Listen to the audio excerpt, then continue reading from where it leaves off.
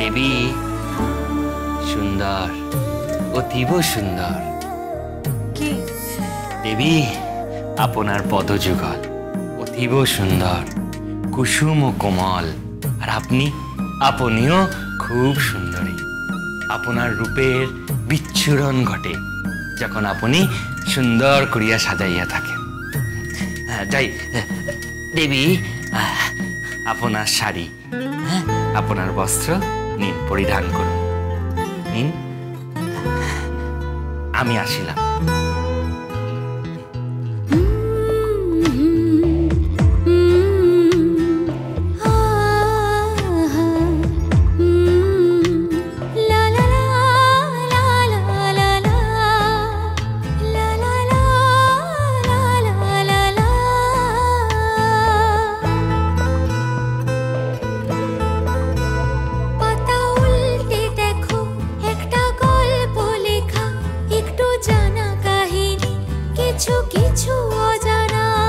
দেবী সুন্দর, অতীব সুন্দর।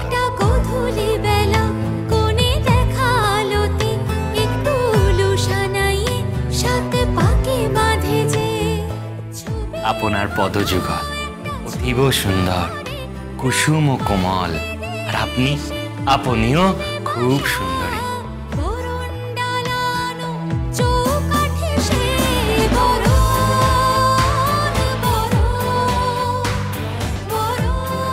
আপনার রূপের বিচ্ছুরণ ঘটে যখন আপনি সুন্দর করিয়া সাজাইয়া থাকেন।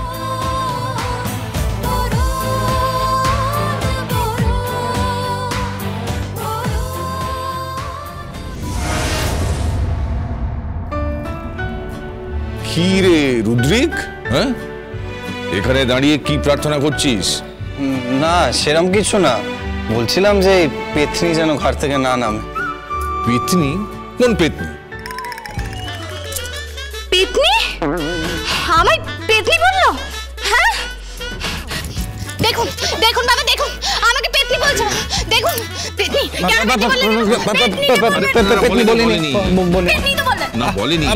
মোটেও না। আচ্ছা আমি যাই, আমি ওখানে খিচুড়িটা দিয়ে আসি। খিচুড়ি দিয়া এখানে থেকে মহিলার হাতে নিগৃহীত হবার আগে যাই খিচুড়ি দিয়ে। নিগৃহীত? আরে তোর বাবা, সে আমি তোকে মানে পরে বোঝা, তুই যা তো। ও কি বলছে কি? হ্যাঁ আমি পেতনি? না না, ও পেতনি বলেনি, কিন্তু ছেলেটাকে তুই খাটাচ্ছিস বলতো। খাটাচ্ছি কোথায়? ওকে তো আমি তৈরি করে দিয়ে যাচ্ছি, যাতে যখন পরে ওর বিয়ে দেবেন আপনারা, তখন যাতে কোনো অসুবিধা না হয়। চাই আমি কলা গাছটা দিয়ে আসি। না, পুজো তো প্রায় শেষ, তুই কলা গাছ নিয়ে যাচ্ছিস কোথায়? সাজাবো কলা গাছ আর ঘর দিয়ে সুন্দর করে সাজাচ্ছি, দেখবেন। আর বছর তো আর সাজাবি না, তাই না? বলছি যে আর বছর তো আর সাজাবি না। আমি আর সাজাবো না, অন্য কেউ সাজাবে, অন্য কেউ আসবে আপনার ঘরে, আপনারা তাকে বরণ করবেন। সত্যিকারের বউয়ের সত্যিকারের বরণ। না আমার মতো নকল বউ হবে, না নকল সিঁদুর হবে। আর আপনার বাড়ির বউ, আপনার বাড়ির সকলে তো হাঁপ ছেড়ে বাঁচবে এই নকল বউটার হাত থেকে। এই বউটার হাত থেকে না হয় বাঁচবে, কিন্তু আমি যে আমার একটা মেয়েকে হারিয়ে ফেলবো। কেন? আমার অন্য জায়গায় বিয়ে হয়ে গেলে আমি আপনাকে বাবা ডাকতে পারবো না? না পারবি না, ওখানে তো তোর আর একটা বাবা হবে, অন্য কেউ।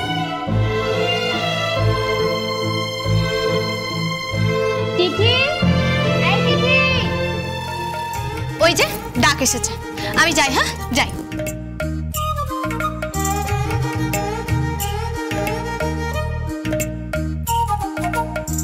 হে মা দুর্গা,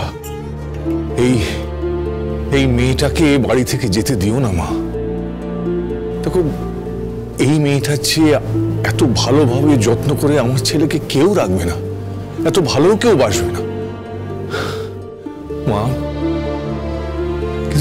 কিন্তু ওরা তো স্বীকার করছে না যে ওরা পরস্পরকে ভালোবাসে, মিছিমিছি ঝগড়া করছে আর ওদের মধ্যে দূরত্ব বেড়ে যাচ্ছে। মা, আমার প্রার্থনা যেন পূরণ হয়। মা, মা দেখো মা, পরের বছর এই বাড়িতে যেন ওই মেয়েটাই থাকে, সত্যিকারের সিঁদুর মেয়ে, সত্যিকারের বউ হয়। মা, তুমি এখানে? হ্যাঁ হ্যাঁ, তো পুজোর দিন এই পোশাকে তুই কোথা থেকে? বাইরে পুজোর কত হোর্ডিং পড়েছে তো আমাদের রুদ্রিক কনফেকশনারিজের। আর তুমি জানো আমরা কতটা এবারে প্রফিট করেছি? মানে আমাদের সেল যতটা টার্গেট ছিল সেলের, তার থেকে অনেক বেশি প্রফিট হয়েছে, তুমি জানো? জানি তো, বাড়িতে লক্ষ্মী এসেছে যে। লক্ষ্মী? তিথি। থাক ড্যাড, ওকে আর লক্ষ্মী বলো না। কেন বলবো না? সামনেই তো বিয়ে, চলে যাচ্ছে তো, তাহলে ওকে নিয়ে তো কথা বলে লাভ নেই। আরে সুনিতা,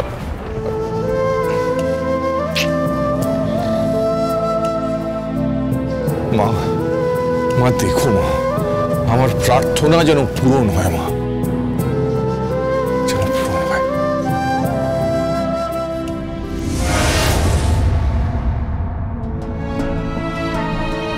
এই নাও তোমার ব্যাগ। Thank you.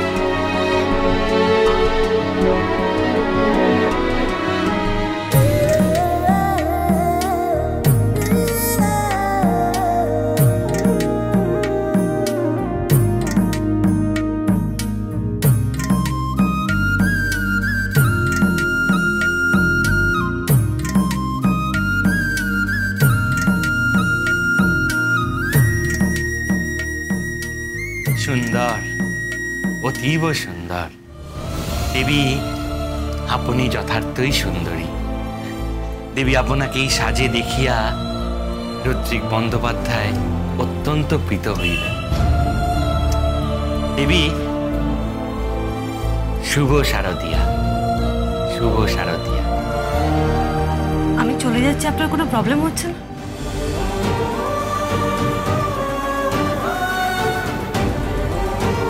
আগে না দেবী,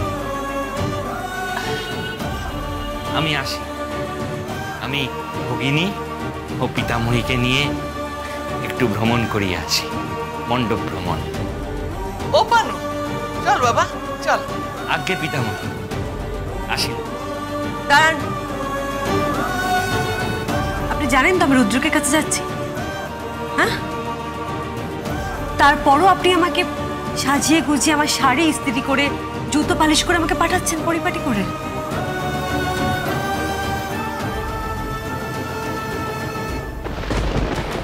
You're just too much. Too much.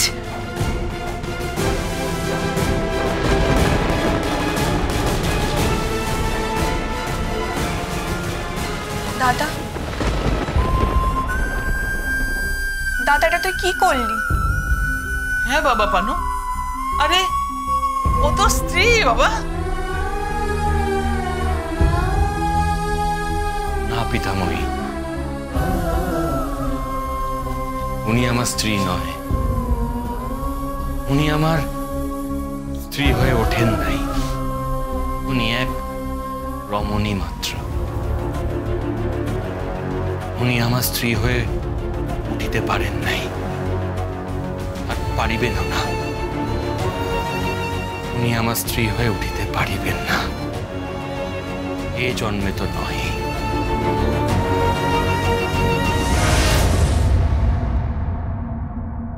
সিঁদুর খেলার পর, বিজয়া বৈঠকের পর তুমি এই বাড়িতে শুধুমাত্র একজন অতিথির মতো থাকবে, বুঝলে?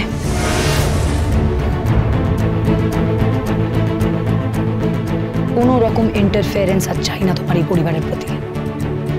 কোনোভাবে তুমি এই পরিবারের কোনো কিছুর মধ্যে ইন্টারফেয়ার করবে না দিদি। এই পরিবার থেকে তোমার সমস্ত অধিকার হারিয়ে গেছে দিদি।